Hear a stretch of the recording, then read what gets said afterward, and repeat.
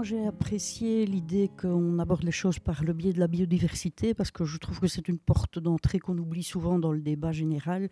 En effet, on met le mot climat en général et immédiatement on parle CO2, etc.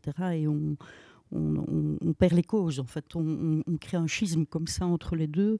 Je trouve que c'était intéressant de l'aborder de cette façon-là.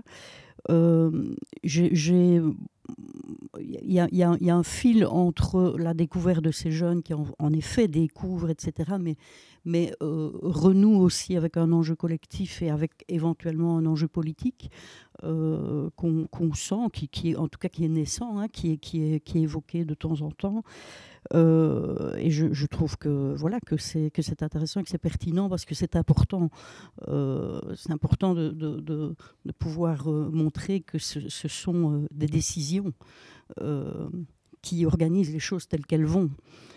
Et que donc, si on prend des décisions dans un sens, on peut en prendre dans un autre sens. Même si c'est compliqué, évidemment. Hein, quand on a pris le mauvais chemin, c'est toujours beaucoup plus compliqué de faire marche arrière et de redécider autre chose. Mais ça s'impose à nous, je pense. Et donc voilà.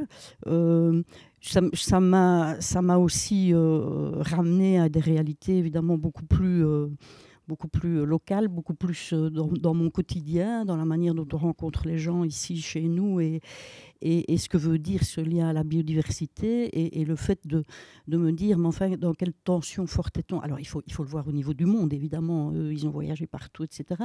Moi, je le ramène plus au niveau local, mais quelle tension permanente forte entre, en effet, est-ce qu'on doit continuer à exploiter tout à l'once de la rentabilité économique et d'une vision capitaliste de rentabilité classique, PIB, etc.